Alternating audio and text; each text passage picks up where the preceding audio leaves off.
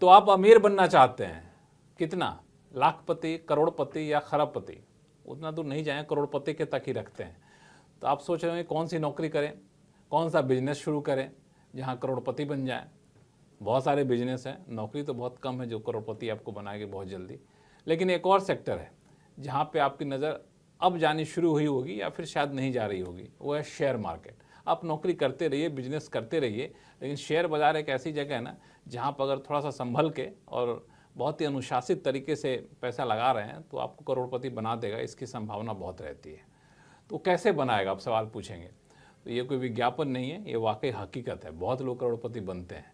तो कैसे बनेंगे, तो ये हम समझाने के लिए आपको लेकर आए हैं अनिल जी को, जो कि इन्वेस्टमेंट एडवाइज़र हैं, जो शेयर बाज़ार पर नज़र भी रखते हैं और लोगों को शेयर बाज़ार में निवेश की सलाह भी देते हैं। और वैसा नहीं कि अपने मन से सलाह देते हैं, सेबी ने इनको अधिकृत भी किया है, मतलब सेबी रजिस्टर्ड एडवाइज़र हैं, तो इसलिए इनकी बातों को बड़ा गंभीरता से लिया जाता है और बहुत सारे लोगों को सलाह देते हैं। तो आज अनिल जी हमारे साथ हैं।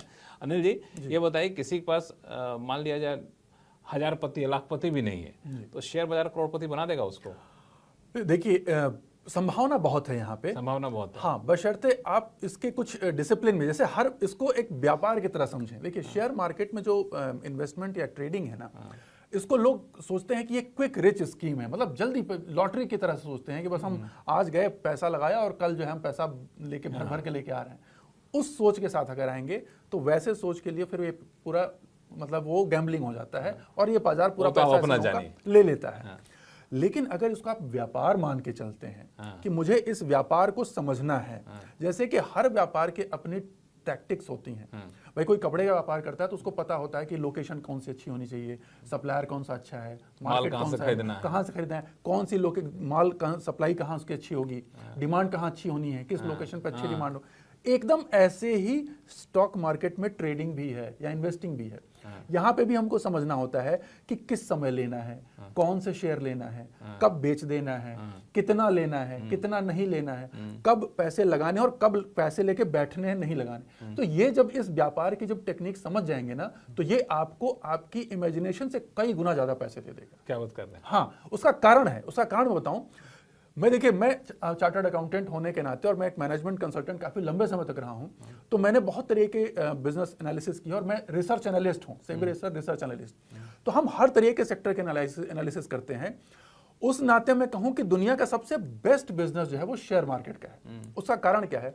आप लक्ष्मण जी, कोई भी बिजनेस हम शुरू करने जाएंगे ना, तो हमें एक तो कैपिटल एक्सपेंडिचर चाहिए।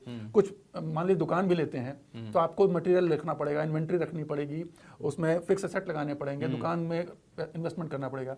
इसमें ऐसा कुछ नहीं है। आपको एक कंप्यूटर चाहिए, एक इंटरनेट कनेक्शन चाहिए और कैश चाहिए, बस। प्लस इसमें कोई डिग्री की जरूरत नहीं है कि आप फाइनेंस के ही प्रोफेशनल हो तभी आप ये काम कर सकते हैं, आप कहीं भी बैकग्राउंड से आओ।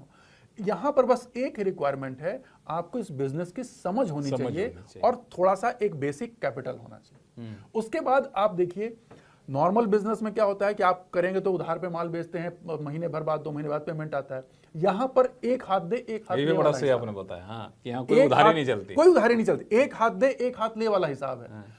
प्रॉफिट भी आपका तुरंत आया, लॉस भी आपको तुरंत मिल गया। तो यहां पर बहुत क्विक रिस्पांस है और सब कुछ, जैसे कहते हैं ना बाजार में कि ये मतलब एक मोटी भाषा में कहा जाता है कि पक्का कच्चा बिजनेस है, ये है क्या है, यहां पर एकदम 100% क्लीन। बिजनेस नहीं चला तो फर्नीचर कैसे बेचेंगे, कैसे बाकी चीजों को बेचेंगे, ऐसा कुछ है नहीं, ये नहीं। प्लस साथ में ये कि 100% ऑनलाइन बिजनेस है, ठीक है, किसी भी तरह का कोई रिस्क नहीं है। अभी बताइए कि इसको अनुशासन कैसे, डिसिप्लिन क्या होना चाहिए। एक चीज और शेयर करूंगा तो मजा आ जाएगा दर्शकों को, वो ये है कि यही एक ऐसा बिजनेस है जिसमें हम जब चाहे तब अपना बिजनेस बदल सकते हैं। जैसे आज मुझे लगा कि सीमेंट की इंडस्ट्री अच्छी है तो मैंने सीमेंट के शेयर में ट्रेड कर लिया।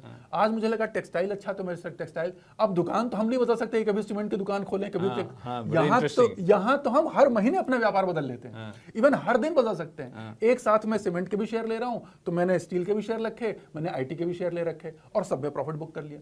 तो ये बड़ा वर्सेटाइल बिजनेस है, ये मैं दर्शकों को कहना चाहूंगा। बिजनेस सीमेंट का बिजनेस करके कमा कोई और रहा है, उससे फायदा हमें मिल रहा है, बिजनेस कोई और ग्रो कर रहा है, फायदा हमें मिल रहा है। लेकिन इसकी जो फिर कहूंगा कि इसके जो नियम है वो जानने जरूरी है, वो ज्ञान जरूरी है। वो क्या है? वो देखिए, वो जैसे मैंने कहा कब खरीदना, पहला प्रश्न होता है कि कौन से शेयर्स को खरीदना। तो उसमें उसकी हेल्थ कैसी है, बिजनेस की हेल्थ कैसी है, डूबती हुई कंपनी ना हो, उसके प्रोस्पेक्ट अच्छे हों।